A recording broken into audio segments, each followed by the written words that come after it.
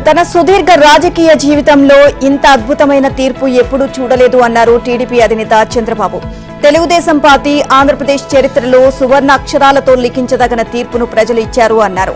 వారికి శిరస్సు వంచి నమస్కరిస్తున్నా అని చంద్రబాబు వ్యాఖ్యానించారు. టీడీపీ ఆవిర్భవించాక జరిగిన తొలి ఎన్నికల్లో ఉమ్మడి రాష్ట్రంలో 202 సీట్లు వచ్చాయని, 1994 ఎన్నికల్లో ప్రతిపక్ష హోదా కూడా ఇవ్వకుండా ప్రజలు తీర్పు ఇచ్చారని, వాటన్నిటినీ మించిన తీర్పు ఈసారి వచ్చింది అని అన్నారు. ఇందుకు కారణాలేమిటో తాను చెప్పనక్కర్లేదు అన్నారు. రాష్ట్రంలో మాట్లాడే స్వేచ్ఛ లేదు, బతికే స్వేచ్ఛ లేదు. తాను ఎన్నో ప్రభుత్వాలు, ఎందరో ముఖ్యమంత్రులను చూశాను, కానీ ఈ 5 ఏళ్లలో చూసింది వేరు అన్నారు. ప్రతి రంగం, ప్రతి వ్యవస్థ నాశనమయ్యాయి. దీనిపై ప్రజలు తిరగబడ్డారు అని అన్నారు. ఇక ఎక్కడో అమెరికా నుంచి 5 లక్షలు ఖర్చు పెట్టుకుని వచ్చి మరీ ఓట్లు వేశారు. హైదరాబాద్ లో కూలీ పనులు చేసుకునే పేదలు తరలి వచ్చారు.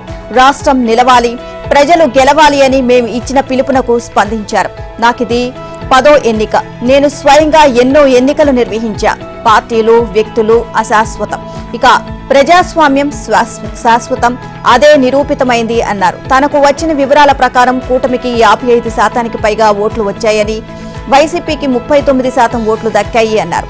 ఇక ఉమ్మడి రాష్ట్రంలో ఒకప్పుడు భారీ మెజారిటీ అంటే చార్మినార్లో 80 నుంచి 90 వేలు అక్కడ వచ్చేది అన్నారు. తర్వాత స్థానం కోసం కుప్పం, సిద్దిపేట పోటీ పడేవి. ఇక ఈసారి ఎన్నికల్లో సునాయాసంగా అనేక నియోజకవర్గాల్లో మెజారిటీలు వేలకు వేలు దాటిపోయాయి. వైసీపీ అధికారుల తప్పుల లెక్కలు తేల్చేందుకు రంగం సిద్ధమైంది. అక్రమాల ఫైళ్లకు రెక్కలు రాకుండా ఏకంగా గవర్నర్ కార్యాలయమే రంగంలోకి దిగింది. ఎన్నికల ఫలితాలు వెలువడిన మరుసటి రోజునే పాత సర్కార్ పాతకాలను పద్ధతిగా బయటపెట్టే ప్రక్రియ మొదలైంది. సచివాలయం నుంచి ఒక్క కాగితం కూడా బయటకు పోవడానికి వీల్లేదని, ప్రధాన కార్యాలయాలపై నిఘా పెంచాలి అని గవర్నర్ ఎస్ అబ్దుల్ నజీర్ బుధవారం స్పష్టమైన ఆదేశాలు జారీ చేశారు. ఇక ఆ వెంటనే GAD, political secretary Suresh Kumar, ప్రత్యేక ప్రధాన కార్యదర్శులు, ముఖ్య కార్యదర్శులకు దీనిపై ఆదేశాలు జారీ చేశారు. మరోవైపు కేవలం చంద్రబాబును, టీడీపీ నేతలను ఇబ్బంది పెట్టడమే లక్ష్యంగా జగన్ సర్కార్ ఏర్పాటు చేసిన సిట్ కార్యాలయానికి కూడా బుధవారం తాళం పడింది. తాడేపల్లిలోని ఈ ఆఫీస్ కేంద్రంగానే కుట్రలు నడిచాయి. అడిషనల్ కమాండెంట్ బెటాలియన్స్ ప్రకాష్ నేతృత్వంలో బృందం బుధవారం ఇక్కడికి చేరుకుంది. కార్యాలయానికి సీల్ వేసేందుకు సిట్ డీఎస్పీ ధనుంజయ్ నిరాకరించారు. ఇక అక్నాలెడ్జ్మెంట్ కావాలని, ఆదేశాలు కావాలని సహాయ నిరాకరణ చేశారు. దీంతో నేరుగా డీజీపీ హరీష్ కుమార్ గుప్తా జోక్యం చేసుకున్నారు. దీంతో సిట్ ఆఫీస్ ప్రధాన ద్వారానికి సీల్ పడింది. అక్కడ ఏపీ ఎస్పీ పోలీసులను కాపలా పెట్టారు. ఇక స్కిల్ డెవలప్మెంట్ కేసులో చంద్రబాబును అరెస్ట్ చేసిన సిట్ అధిపతి కొల్లి రఘురామరెడ్డికి షాక్ ఇచ్చారు. ఆయన తక్షణమే పోస్టులని వదిలేసి హెడ్ క్వార్టర్స్ కు రిపోర్ట్ చేయాలని డీజీపీ గుప్తా మంగళవారం ఆదేశాలు జారీ చేశారు. దీంతో ఆయన మంగళగిరిలోని డీజీపీ కార్యాలయంలో రిపోర్ట్ చేశారు. జగన్ హయాంలో ఏకకాలంలో vigilance and enforcement DG, drug control administration SIT అధిపతిగా ఉన్న కొల్లి రఘురామరెడ్డి పనిచేశారు. అలాంటి అధికారి డీజీపీ కార్యాలయంలో ఒక మూల కూర్చున్నారు.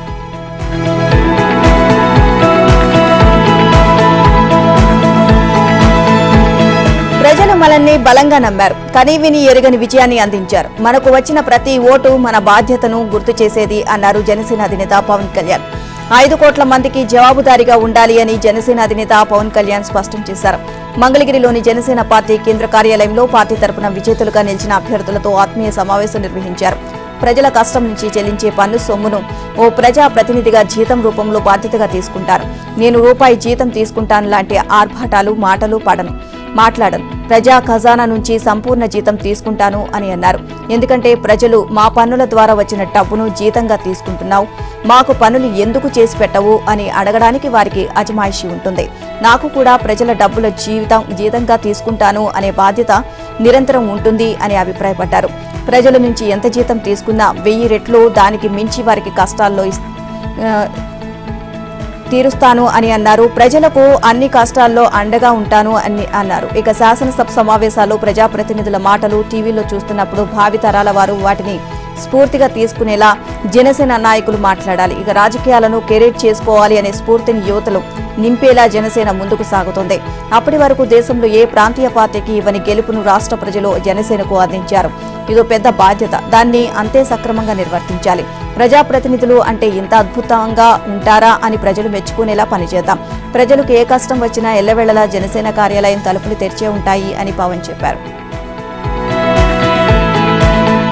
సార్వత్రిక ఎన్నికల్లో ఘోర పరాభవానికి జగన్ ఆయన చుట్టూ ఉన్న కోటరీ సీఎం కార్యాలయ అధికారులే కారణమని ఓటమి పాలైన వైసీపీ అభ్యర్థులు రగిలిపోతున్నారు. కొందరు సీఎంఓను తప్పుపడుతుండగా మరికొందరు జగన్మోహన్ రెడ్డి వైఖరి ఈ దుస్థితి కారణమని మండిపడుతున్నారు. మంగళవారం జక్కంపూడి రాజా నేరుగా సీఎం మాజీ కార్యదర్శి ధనంజయ రెడ్డిపైనే ధ్వజమెత్తారు. మరోవైపు వైసీపీ ముఖ్య నేతలెవరూ తాడేపల్లి వైపు చూడడం లేదు. చివరికి గెలుపొందిన 10 మంది అభ్యర్థులు కూడా జగన్ను మర్యాదపూర్వకంగా కలవలేదు. తాడేపల్లి పేరు చెబితేనే ముఖం చిట్లిస్తున్నారు. వై నాట్ 175 అంటూ బీరాలు పలికిన జగన్ మాటలు నమ్మి ఘోరంగా మోసపోయామని, కోట్లు ఖర్చు చేసి కోలుకోలేనంతగా దెబ్బతిన్నామని వాపోతున్నారు. డబ్బులిచ్చిన ఆప్యాయతలు ఏమయ్యాయో, అభిమానం ఏమైందో అంటూ నాటకీయ స్వరంతో జనంపైనే జగన్ నిందలు వేయడాన్ని ఉత్తరాంధ్రకు చెందిన సీనియర్ నాయకుడు, తాజా మాజీ మంత్రి తప్పుపట్టారు. ఈ పరిస్థితికి కారణం జగనే అని ఆగ్రహాన్ని వ్యక్తం చేశారు. ముఖ్యమంత్రిగా బాధ్యతలు చేపట్టగానే క్యాడర్ను పూర్తిగా నిర్లక్ష్యం చేశారు. అసెంబ్లీ సమావేశాల సమయంలో మినహా పార్టీ పరంగా ఎమ్మెల్యేలతో భేటీ కావడం, నియోజకవర్గాల స్థాయిలో సమావేశాలు నిర్వహించడం వంటివి లేనేలేదు. క్షేత్రస్థాయి పరిస్థితులు ఆయనకు చెప్పే అవకాశమే ఇవ్వలేదు అని మండిపడ్డారు. జగన్మోహన్ రెడ్డి ప్రభుత్వం కక్షపూరితంగా వెళ్లినందున మనం కూడా ఉద్వేషపూరితంగా కక్షపూరితంగా ముందుకు వెళ్లాల్సిన అవసరం లేదు. కానీ రాష్ట్రంలో జరిగిన అవినీతిపై ఖచ్చితంగా లీగల్ గా విచారణ జరగాల్సిన అవసరం ఉంది అని బీజేపీ రాష్ట్ర అధ్యక్షురాలు రాజమండ్రి ఎంపీ దగ్గుపాటి పురంధేశ్వరి అన్నారు. తూర్పుగోదావరి జిల్లా రాజమహేంద్రవరంలోని బీజేపీ కార్యాలయంలో పార్టీ ముఖ్య నాయకులతో జరిగిన సమావేశంలో ఆయన పాల్గొన్నారు. వైసీపీ ప్రభుత్వంలో తమ నాయకులను ఏ విధంగా విసిగించి వెంటాడి ఇబ్బంది పెట్టారో కారణం కూడా లేకుండా ఏ విధంగా చంద్రబాబును అరెస్ట్ చేశారో ఆ రకంగా ఆ విధంగా వెళ్లాలని మనవాళ్లు అనుకుంటారని అన్నారు. ఇక కక్షపూరితంగా మనం వెళ్లనే అవసరం లేదు అన్నారు. అయితే ప్రకృతి సంపద, ప్రజా సంపదలను వారంతా దోచుకున్నారు. వీటన్నిటిపై సమగ్ర విచారణ జరగాల్సి ఉంది అని అభిప్రాయపడ్డారు. ఇది వ్యక్తిగతంగా కాదు, లీగల్ గా ఏ రకంగా ముందుకు వెళ్లాలి అనేది ఖచ్చితంగా కొత్తగా ఏర్పడబోయే ప్రభుత్వం దృష్టి పెట్టాల్సి ఉంటుంది అన్నారు పురంధేశ్వరి. 5 ఏళ్లకు ఒకసారి నిర్వహించే ప్రజాస్వామ్య పండుగను రాష్ట్రంలో ఎంతో విజయవంతంగా నిర్వహించడానికి సహకరించిన ప్రతి ఒక్కరికి రాష్ట్ర ఎన్నికల ప్రధానాధికారి ముఖేష్ కుమార్ మీనా ధన్యవాదాలు తెలియజేశారు. రాష్ట్రంలోని ఓట్ల లెక్కింపు కార్యక్రమానికి శాంతియుతంగా పూర్తి చేసినందుకు, మొత్తం ప్రక్రియను అత్యంత సమర్థంగా ప్రొఫెషనల్ పద్ధతిలో నిర్వహించినందుకు అన్ని జిల్లాల ఎన్నికల అధికారులకు, ఆర్వోలకు, ఎన్నికల సిబ్బందికి ప్రత్యేక అభినందనలు తెలియజేశారు. ఇటువంటి ప్రతిభావంతులైన అధికారుల బృందానికి నాయకత్వం వహిస్తున్నందుకు తాను ఎంతో గర్వపడుతున్నాను అని అన్నారు. ఇక ప్రజాస్వామ్య పండుగను విజయవంతంగా నిర్వహించడంతో పాటు ఓట్ల లెక్కింపు ప్రక్రియలో రాష్ట్ర వ్యాప్తంగా అన్ని జిల్లాలు అనుసరించిన మంచి పద్ధతులను భవిష్యత్తు తరాల వారికి ఎంతో ఆదర్శంగా, మార్గదర్శకంగా ఉండే విధంగా ఒక కరదీపికను రూపొందించాల్సిన అవసరం ఉంది అని ఈ సందర్భంగా ఆయన అభిప్రాయపడ్డారు. ఈ నేపథ్యంలో జిల్లాల వారీగా అనుసరించిన వినూత్న పద్ధతులను భారత ఎన్నికల సంఘం దృష్టికి తీసుకువెళ్లేందుకు నివేదికలను తమ కార్యాలయానికి 3 రోజుల్లో పంపాలని ఆయన కోరారు. అన్ని జిల్లాల నుంచి వచ్చే నివేదికల ఆధారంగా ఒక సమగ్రమైన నివేదికను రూపొందించి భారత ఎన్నికల సంఘానికి నివేదిస్తామని అన్నారు. ఎన్నికల ప్రక్రియ విజయవంతానికి సహకరించిన ప్రతి ఒక్కరికి ఆయన ధన్యవాదాలు తెలియజేశారు. ఏబీఎన్ ఆంధ్రజ్యోతి నిర్వహించిన ఎవరు గెలిచినా మీదే గెలుపుకి చందాదారుల నుంచి విశేష స్పందన వచ్చింది. ఈ ఎన్నికల్లో గెలుపు ఓటములపై ఏబీఎన్ ఆంధ్రజ్యోతి లక్కీ డిప్ నిర్వహించింది. ఉమ్మడి నెల్లూరు జిల్లాలోని 10 అసెంబ్లీ స్థానాల్లో గెలుపు ఓటములపై వేలాదిగా చందాదారుల నుంచి కూపన్లు వచ్చాయి. Nellore Andhra Jyothy branch manager K Harikrishna ఆధ్వర్యంలో లక్కీ డిప్ నిర్వహించారు.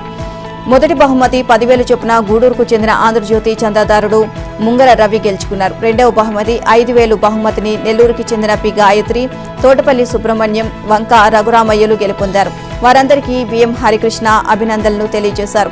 ఇక ఉమ్మడి తూర్పుగోదావరి జిల్లాలో 19 అసెంబ్లీ స్థానాల్లో గెలుపు ఓటములపై చందాదారుల నుంచి కూపన్లు వచ్చాయి. ఆంధ్రజ్యోతి బ్రాంచ్ మేనేజర్ శ్రీనివాస్ ఆధ్వర్యంలో లక్కీ డిప్ నిర్వహించారు. కడియం మండలం మురమండ గ్రామానికి చెందిన పి సూర్యకుమారి మొదటి బహుమతి 10,000 గెలుచుకున్నారు. ఇక సకినేటిపల్లి మండలం మోరిలకు చెందిన చిక్కాల భాస్కర్ రావు, తాళ్లరేవు మండలం ఇంజరంకు చెందిన ఎస్ సత్యరామారావు, రామచంద్రపురానికి చెందిన అలజంగి నాగరాజులు రెండవ బహుమతిగా ఒక్కొక్కరు 5,000 బహుమతి గెలుచుకున్నారు. బీఆర్ఎస్ అధినేత కేసీఆర్ బీజేపీతో బేరసారాలు చేసుకుంటున్నారు అని సీఎం రేవంత్ రెడ్డి ఆరోపించారు. ఇక ఆ పార్టీ ఎమ్మెల్యేలు ఇప్పటికైనా ఆలోచించి ఆత్మ ప్రబోధానుసారంగా నిర్ణయాలు తీసుకోవాలి అని సూచించారు. బీఆర్ఎస్ నేతలు ఆత్మ బలిదానం చేసుకుని అవయవదానం చేసి బీజేపీ అభ్యర్థులను గెలిపించారని చెప్పారు. ఇక బీజేపీ గెలిచిన 8 సీట్లకు గాను 7 సీట్లలో బీఆర్ఎస్ అభ్యర్థులు డిపాజిట్లు కోల్పోవడమే ఇందుకు నిదర్శనమని అన్నారు. ఎన్నికల బరిలో కేసీఆర్ బలహీన అభ్యర్థులని నిలిపి బీఆర్ఎస్ శ్రేణులను బీజేపీ కోసం పనిచేస్తున్నారు అని తాను ఎన్నికల ప్రక్రియ మొదలైనప్పుడే చెప్పాను అని గుర్తు చేశారు. ఇక సిద్దిపేట అసెంబ్లీ సెగ్మెంట్లో బీఆర్ఎస్ కు వచ్చిన ఓట్లను చూస్తేనే అది అర్థమవుతుంది అన్నారు. కేసీఆర్ 2001లో టీడీపీకి రాజీనామా చేసి పోటీ చేసిన దగ్గర నుంచి 2023 అసెంబ్లీ ఎన్నికల వరకు సిద్దిపేటలో బీఆర్ఎస్ కు ఏనాడు 30,000 కన్నా తక్కువ మెజారిటీ రాలేదు అని రేవంత్ పేర్కొన్నారు. 1,00,000 ఓట్ల మెజారిటీ వచ్చిన సందర్భం కూడా ఉంది అన్నారు. కానీ తాజా లోక్సభ ఎన్నికల్లో మెదక్ బీఆర్ఎస్ అభ్యర్థికి సిద్దిపేట సెగ్మెంట్ లో కేవలం 22,500 ఓట్ల మెజారిటీ మాత్రమే వచ్చింది అన్నారు. ఇక సిద్దిపేటలో వెంకట్రామరెడ్డికి 65,000 ఓట్లు వస్తే బీజేపీ అభ్యర్థి రఘునందన్ రావుకు 62,500 ఓట్ల వరకు వచ్చాయని పేర్కొన్నారు. హరీష్ రావు నియోజకవర్గంలో బీఆర్ఎస్ అభ్యర్థికి మెజారిటీ తగ్గడం వల్లే మెదక్ పార్లమెంట్ స్థానంలో కాంగ్రెస్ ఓటమి పాలైందని రేవంత్ అన్నారు. సిద్దిపేటలో బీఆర్ఎస్ వారి ఓట్లను బీజేపీ అభ్యర్థికి బదిలీ చేయడం ద్వారా బలహీన వర్గానికి చెందిన కాంగ్రెస్ అభ్యర్థిని ఓడించారని ఆరోపించారు. రాష్ట్రంలో అధికారంలో ఉన్న కాంగ్రెస్ డబ్బు పంపిణీ చేసినా అధికార దుర్వినియోగానికి పాల్పడిన ఆ పార్టీ ఓటు బ్యాంకు పెరగలేదు. 8 ఎంపీ స్థానాల్లో బీజేపీని గెలిపించిన ప్రజలు స్పష్టమైన తీర్పు ఇచ్చారు. ఇక ఈ ఫలితాల భవిష్యత్తులో రాష్ట్రంలో బీజేపీ ప్రభుత్వం ఏర్పడుతుంది అనేది సంకేతం. ఇక ఇక్కడ కాంగ్రెస్ కు ప్రత్యామ్నాయంగా బీజేపీనే అని బీజేపీ జాతీయ కార్యవర్గ సభ్యుడు ఎంపీగా గెలిచిన ఈటెల రాజేందర్ అన్నారు. యావత్ ప్రజానీకం మూడోసారి మోదీ ప్రధానమంత్రి కావాలని కోరుకుంటుంది అని తెలిపారు. రాష్ట్రం నుంచి బీజేపీ ఎంపీలు ఉంటేనే తెలంగాణ అభివృద్ధి సాధ్యమని భావించిన ప్రజలు తమకు 8 స్థానాలు ఇచ్చారని అన్నారు. అసెంబ్లీ ఎన్నికల సమయంలో 14% ఉన్న బీజేపీ ఓటు బ్యాంకు లోక్సభ ఎన్నికల నాటికి 35% పెరిగింది అని చెప్పారు. 6 నెలల్లోనే సీఎం రేవంత్ ప్రజలతో చీకొట్టించుకున్నారు అని విమర్శించారు. మల్కాజ్గిరి తన సొంత లోక్సభ నియోజకవర్గమని, మహబూబ్ నగర్ సొంత జిల్లా అని విర్రవీగిన ప్రజలు రేవంత్ను నమ్మలేదు అన్నారు. కాంగ్రెస్ అభ్యర్థులను గెలిపించుకునేందుకు తన శక్తి వంచన వాడిన భంగపాటు తప్పలేదు అని పేర్కొన్నారు. ఈ కేంద్రంలో ఇండియా కూటమి అధికారం చేపడుతుంది అని విగిలి మాటలు మాట్లాడడం తగదు అన్నారు. ఇక ఏ స్థానం కూడా పార్టీలకు, వ్యక్తులకు జాగీరు కాదని బీజేపీ తరపున గెలిచిన వారంతా అనుభవం ఉన్నవారేనని తెలిపారు. ఖమ్మం, మహబూబాబాద్ తప్ప మిగతా స్థానాల్లో బీజేపీ 2వ స్థానంలో నిలిచింది అన్నారు. తెలంగాణ అభివృద్ధికి తమ వంతు కృషి చేస్తామని చెప్పారు. రాష్ట్రంలో బీజేపీ అనూహ్యంగా 8 ఎంపీ స్థానాలను గెలుచుకున్న నేపథ్యంలో కేంద్ర కేబినెట్ లో ఎవరెవరికి బెర్తు లభించనుంది. మోదీ తన కేబినెట్ లో తెలంగాణ నుంచి ఎవరికి అవకాశం ఇవ్వబోతున్నారు. ఏపీలో టీడీపీ, జనసేన, బీజేపీ కూటమి భారీ విజయం సాధించిన దృష్ట్యా కేంద్ర కేబినెట్ కూర్పునకు సంబంధించి తెలంగాణ కోటాపై ఎలాంటి ప్రభావం పడనుంది వంటి ప్రశ్నలపై రాజకీయ వర్గాల్లో చర్చ జరుగుతుంది. మరోవైపు భవిష్యత్తులో తెలంగాణలో అధికారం కైవసం చేసుకోవడమే లక్ష్యంగా పార్టీ అగ్ర నాయకత్వం కేంద్ర కేబినెట్ పదవుల కేటాయింపు, రాష్ట్ర పార్టీ సారథ్య బాధ్యతలపై నిర్ణయం తీసుకున్నట్లు పార్టీ వర్గాలు వెల్లడించాయి. ఇక గత లోక్సభ ఎన్నికల్లో రాష్ట్రంలో బీజేపీ 4 ఎంపీ సీట్లు గెలుచుకున్న విషయం తెలిసిందే. దీంతో కేంద్ర మంత్రివర్గంలో ఒక పదవి లభించింది. ఈసారి 8 సీట్లు గెలుచుకున్నందున మంత్రి పదవులు కూడా రెట్టింపు అవుతాయని బీజేపీ నేతలు ఆశిస్తున్నారు. పార్టీ వర్గాల్లో జరుగుతున్న ప్రచారం ప్రకారం ఒక కేబినెట్ మంత్రి పదవితో పాటు 1 లేదా 2 సహాయ మంత్రి పదవులు దక్కే అవకాశం ఉంది. మంత్రి పదవులకు సంబంధించి కిషన్ రెడ్డి, బండి సంజయ్, డీకే అరుణ, ఈటెల రాజేందర్ పేర్లు పరిశీలించవచ్చు అన్న అభిప్రాయాలు ఉన్నాయి. ఇక సికింద్రాబాద్ నుంచి వరుసగా 2వసారి విజయం సాధించిన కిషన్ రెడ్డికి ఈసారి కేంద్ర కేబినెట్ లో కీలక శాఖ లభించవచ్చు అని తెలుస్తోంది. బండి సంజయ్, డీకే అరుణ, ఈటెల్లో ఒకరికి లేదా ఇద్దరికి పదవులు లభించవచ్చు అని ఊహాగానాలు వినిపిస్తున్నాయి. 10 ఏళ్లు అధికారంలో ఉండి మొన్నటి అసెంబ్లీ ఎన్నికల్లో ఓడిన గౌరవప్రదమైన స్థానాలు గెలుచుకున్న బీఆర్ఎస్ లోక్సభ ఎన్నికలకు వచ్చేసరికి పాతాళానికి పడిపోయింది. 6 నెలల వ్యవధిలో ఆ పార్టీ గ్రాఫ్ గణనీయంగా తగ్గిపోయింది. మరోవైపు బీజేపీ గ్రాఫ్ అనూహ్యంగా పైకి ఎగబాకింది. అధికార కాంగ్రెస్ పార్టీ మాత్రం తన స్థానాన్ని నిలబెట్టుకుంది. అంతేకాదు కంటోన్మెంట్ ఉప ఎన్నికల్లో గెలుపుతో అసెంబ్లీలో తమ సభ్యుల సంఖ్యను 65కు పెంచుకుంది. మజ్లిస్ కూడా 7 అసెంబ్లీ స్థానాల్లో మెజారిటీ సాధించి పట్టు నిలబెట్టుకోగా బీఆర్ఎస్ మాత్రం 3 స్థానాల్లోనే మెజారిటీ ఓట్లు సాధించగలిగింది. దీంతో మెజారిటీల పరంగా రాష్ట్రంలో 4వ స్థానానికి పడిపోయింది. గజ్వేల్, సిద్దిపేట, దుబ్బాక సెగ్మెంట్లలో మాత్రమే బీఆర్ఎస్ మెజారిటీ సాధించింది. 6 నెలల క్రితం జరిగిన అసెంబ్లీ ఎన్నికల్లో కాంగ్రెస్ 64 స్థానాలు గెలుచుకోగా బీఆర్ఎస్ 39, బీజేపీ 8, ఎంఐఎం 7 సీట్లలో, సిపిఐ 1 సీటు గెలుచుకున్న విషయం తెలిసిందే. కానీ తాజా లోక్సభ ఎన్నికల ఫలితాల ప్రకారం చూస్తే మాత్రం సీట్ల లెక్కలన్నీ తారుమారయ్యాయి. రాష్ట్ర ప్రభుత్వం మరో కీలక నిర్ణయం తీసుకుంది. ఇకపై ప్రతి ఏడాది డిసెంబర్ 9న సచివాలయంతో సహా రాష్ట్రంలోని అన్ని ప్రభుత్వ కార్యాలయాల్లో తెలంగాణ తల్లి ఉత్సవాన్ని నిర్వహిస్తామని ముఖ్యమంత్రి రేవంత్ రెడ్డి బుధవారం ప్రకటించారు. ఇందులో భాగంగా వచ్చే డిసెంబర్ 9న సచివాలయంలో నిర్వహించే కార్యక్రమానికి కాంగ్రెస్ అగ్రనేత సోనియా గాంధీని ఆహ్వానిస్తామని ముఖ్యమంత్రి తెలిపారు. ఉత్సవంలో భాగంగా సచివాలయంలో ఆ రోజు సోనియా గాంధీ చేతుల మీదుగా తెలంగాణ తల్లి విగ్రహాన్ని ఆవిష్కరిస్తామని ఆయన వివరించారు. అయితే తెలంగాణ తల్లి విగ్రహం, రాష్ట్ర చిహ్నంలో మార్పులు చేయాలని ప్రభుత్వం ఇప్పటికే నిర్ణయించిన సంగతి తెలిసిందే. రాష్ట్ర చిహ్నంపై ప్రభుత్వం ఇటీవల అఖిలపక్ష సమావేశాన్ని కూడా నిర్వహించింది. మార్పులు చేసిన చిహ్నం, విగ్రహ రూపం, రాష్ట్ర గీతాన్ని ఈ నెల 2న రాష్ట్ర అవతరణ దినోత్సవం సందర్భంగా ఆవిష్కరించాలి అని సీఎం రేవంత్ రెడ్డి తొలుత అనుకున్నారు. కానీ రాష్ట్ర చిహ్నం విషయంలో బీఆర్ఎస్ నేతలు, ఇతర ప్రముఖులు అభ్యంతరాలు వ్యక్తం చేయడంతో పునరాలోచనలో పడ్డ ప్రభుత్వం జూన్ 2న రాష్ట్ర గీతం జయ జయ హే తెలంగాణను మాత్రమే ఆవిష్కరించింది. రాష్ట్ర చిహ్నం విషయమై అసెంబ్లీలో చర్చించి నిర్ణయం తీసుకుంటామని సీఎం ప్రకటించారు. నేటి నుంచి ఈ నెల 19వ తేదీ వరకు బడిబాట కార్యక్రమాన్ని నిర్వహించాలని ప్రభుత్వం నిర్ణయించింది. ఇందుకు సంబంధించిన షెడ్యూల్ను విద్యాశాఖ అధికారులు బుధవారం విడుదల చేశారు. జిల్లా కలెక్టర్ల ఆధ్వర్యంలో నిర్వహించే కార్యక్రమంలో ముఖ్యమంత్రి రేవంత్ రెడ్డి సైతం పాల్గొనే అవకాశం ఉంది. ఈ కార్యక్రమాన్ని విజయవంతం చేసేందుకు జిల్లా మండల స్థాయిలో ప్రత్యేక కమిటీలను ఏర్పాటు చేశారు. బడిబాటలో భాగంగా 14న సామూహిక అక్షరాభ్యాసం, 15న బాలికల కోసం చైల్డ్ ఎడ్యుకేషన్ పేరిట ప్రత్యేక కార్యక్రమం, 18న చెట్ల పెంపకం, క్లాస్ రూంలో డిజిటలైజేషన్ పై కార్యక్రమం ఏర్పాటు చేస్తారు. ఇక 19వ తేదీన విద్యార్థులకు స్పోర్ట్స్ కార్యక్రమాలను నిర్వహిస్తారు. మరోవైపు పాఠశాలలు ప్రారంభమయ్యే జూన్ 12వ తేదీ నాటికి విద్యార్థులకు అవసరమైన పుస్తకాలు, యూనిఫామ్లను సిద్ధంగా ఉంచాలని అధికారులు నిర్ణయించారు.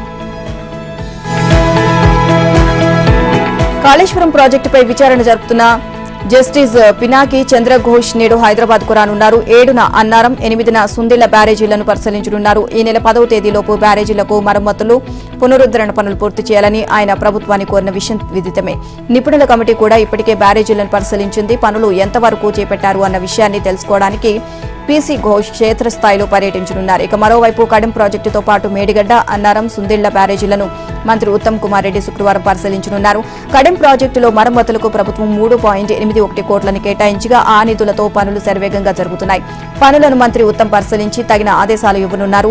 ఆ తర్వాత సుందిళ్ల, అన్నారం, మేడిగడ్డ బ్యారేజీలను పరిశీలించనున్నారు. కాగా మేడిగడ్డ బ్యారేజీలో 16, 17 నెంబర్ గేట్లను బలవంతంగా ఎత్తే ప్రక్రియ గురువారం చేపట్టనున్నారు.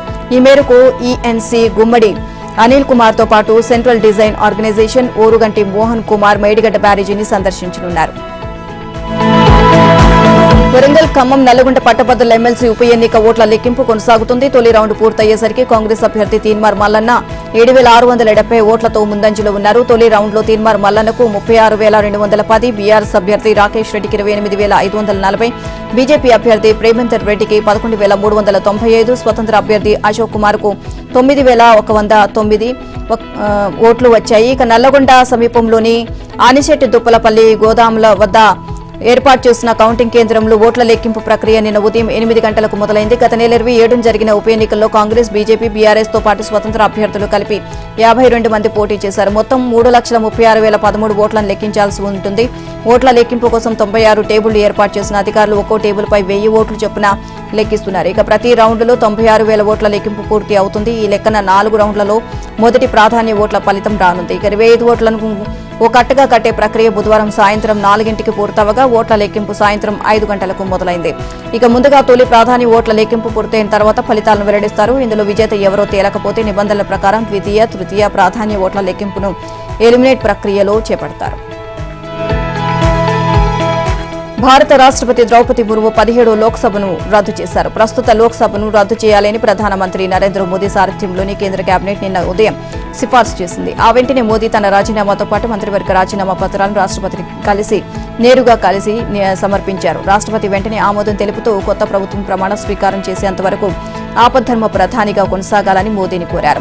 అనంతరం కొద్ది గంటలకే 17వ లోక్సభను రద్దయినట్టు రాష్ట్రపతి భవన్ నుంచి ఒక ప్రకటన వెలువడింది.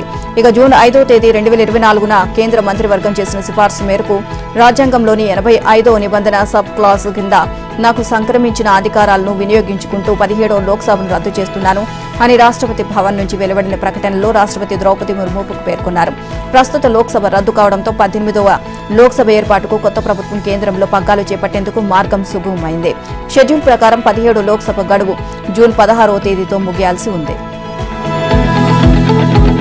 కేంద్రంలో బీజేపీ సారథ్యంలో ప్రభుత్వం ఏర్పాటుకు ఎన్డీఏ కూటమి ఏకగ్రీవ నిర్ణయం తీసుకుంది. ఎన్డీఏ నేతగా నరేంద్ర మోదీ పేరుకు మద్దతు ప్రకటించింది. ప్రభుత్వం ఏర్పాటు అనుసరించాల్సిన వ్యూహంపై ప్రధానమంత్రి నరేంద్ర మోదీ నివాసంలో సుమారు గంటన్నర సేపు జరిగిన ఎన్డీఏ కీలక సమావేశంలో ఈ నిర్ణయం తీసుకున్నారు.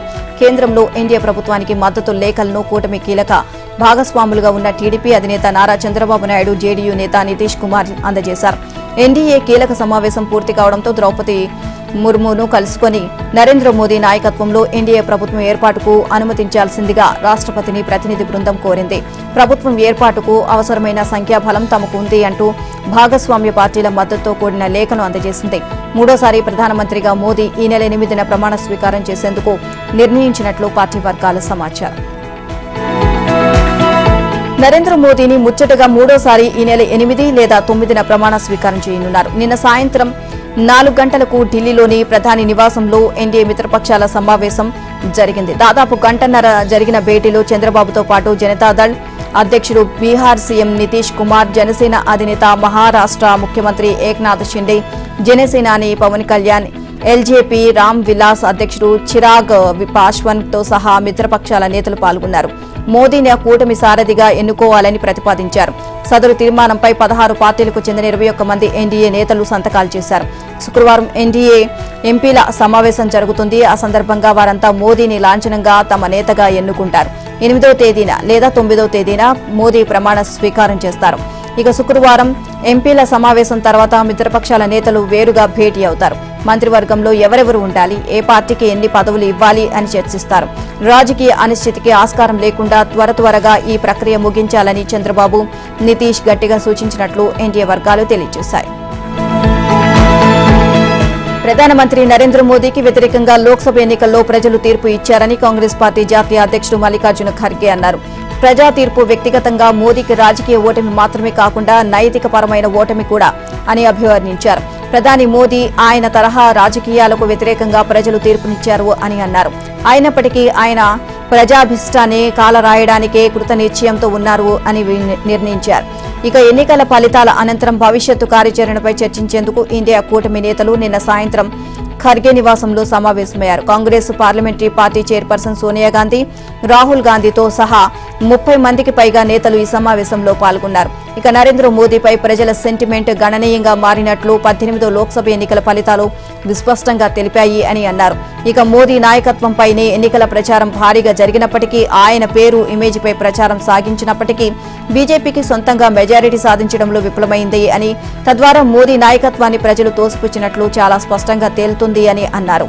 మోదీకి ఇది వ్యక్తిగతంగా రాజకీయ ఓటమి మాత్రమే కాదు, నైతికపరమైన ఓటమి కూడా అన్నారు. ప్రజాభిప్రాయాన్ని తిరస్కరించేందుకు ఏం చేయాలో అవన్నీ చేస్తారు.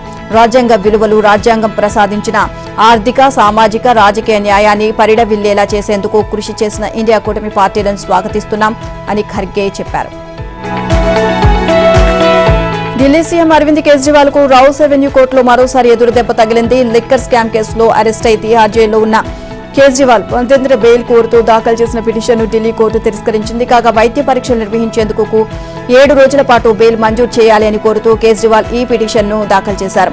దీనిపై న్యాయస్థానం విచారణ చేపట్టింది. కేజ్రీవాల్ కు వైద్య పరీక్షలు నిర్వహించాలని తిహార్ జైలు అధికారులు కోర్టును ఆదేశించారు. తదుపరి విచారణను జూన్ 7కు వాయిదా వేసింది. మధ్యంతర బెయిల్ కోరుతూ దాఖలు చేసిన పిటిషన్ను ధర్మాసనం కొట్టివేసింది. రేవ్ పార్టీ కేసులో అరెస్ట్ అయిన నటి హేమపై మూవీ ఆర్టిస్ట్ అసోసియేషన్ మా కమిటీ క్రమశిక్షణ చర్యలు తీసుకునేందుకు సిద్దమైంది. ఆమె దోషిగా తేలితే చర్యలు తప్పవు అని మా అధ్యక్షుడు మంచు విష్ణు ఇటీవల పేర్కొన్నారు. ఇందులో భాగంగా ఆయన కమిటీ సభ్యుల అభిప్రాయాలను కోరినట్లు తెలిసింది. మెజారిటీ సభ్యులు హేమను సస్పెండ్ చేయాల్సిందేనని వెల్లడించినట్లు సమాచారం. ఇక రేవ్ పార్టీ కేసు నుంచి హేమకు క్లీన్ చిట్ వచ్చేంత వరకు మా నుంచి సస్పెండ్ చేసేందుకు మా కార్యవర్గం సిద్దమైనట్లు తెలిసింది. దీనికి సంబంధించిన అధికార ప్రకటన ఇవాళ వెలువడయ్యే అవకాశం ఉంది. సార్వత్రిక ఎన్నికల్లో విజయం సాధించిన ప్రధాని మోదీకి అమెరికా, రష్యా, ఫ్రాన్స్, బ్రిటన్, చైనాతో సహా పలు ప్రపంచ దేశాలు అభినందనలు తెలియజేశాయి. ఈ సందర్భంగా ఆయా దేశాధినేతలంతా భారత్తో సంబంధాలను బలోపేతం చేసుకోవాలి అన్న ఆకాంక్షను వెల్లడించాయి. ఇక విజయం సాధించిన ప్రధాని మోదీకే ఎన్డీఏ కూటమికి శుభాకాంక్షలు. ఈ చారిత్రాత్మక ఎన్నికల్లో 25 కోట్ల మంది పాల్గొన్నారు. మన 2 దేశాల మధ్య స్నేహ భవిష్యత్తులో ఇంకా పెరగనుంది ఇక అని అమెరికా అధ్యక్షుడు బైడెన్ తెలియజేశారు. మోదీతో తాను మాట్లాడి శుభాకాంక్షలు తెలిపానని బ్రిటన్ ప్రధాని సునాక్ పేర్కొన్నారు. నైరుతి రుతుపవనాల రాకతో రాష్ట్రాన్ని తొలకరి పలకరించింది. పలు జిల్లాల్లో నిన్న వర్షాలు కురిశాయి. సాయంత్రం వేళ గంటన్నర పాటు కుండపోత వానతో హైదరాబాద్ తడిసి ముత్తైంది. ప్రధాన రహదారులను వరద ముంచెత్తింది. బేగం బజార్లో అత్యధికంగా 8.8, బండ్లగూడలో 8.1, సర్దార్ మహల్లో 8 సెంటీమీటర్ల వర్షపాతం నమోదైంది. T20 ప్రపంచ కప్ 2024లో భారత్ శుభారంభం చేసింది. ఐర్లాండ్తో జరిగిన మ్యాచ్లో 8 వికెట్ల తేడాతో ఘన విజయం సాధించింది. తొలుత టీమిండియా పేసర్ల ధాటికి ఐరిష్ జట్టు 16 ఓవర్లో 96 పరుగులకే ఆలౌట్ అయింది. ఈ స్వల్ప లక్ష్యాన్ని భారత్ 12.2 ఓవర్లో 2 వికెట్లు కోల్పోయి ఛేదించింది. విరాట్ కోహ్లీ విఫలమైన కెప్టెన్ రోహిత్ శర్మ 4 4లు 3 6లతో అర్ధశతకం బాది రిటైర్డ్ హాట్గా వెనుదిరిగారు. ఇక రిషబ్ పంత్ 26 బంతుల్లో 3 4లు 2 6లతో రాణించారు. ఐర్లాండ్ బౌలర్లో అడేర్ బెంజ్మన్ వైట్ తలో వికెట్ పడగొట్టారు.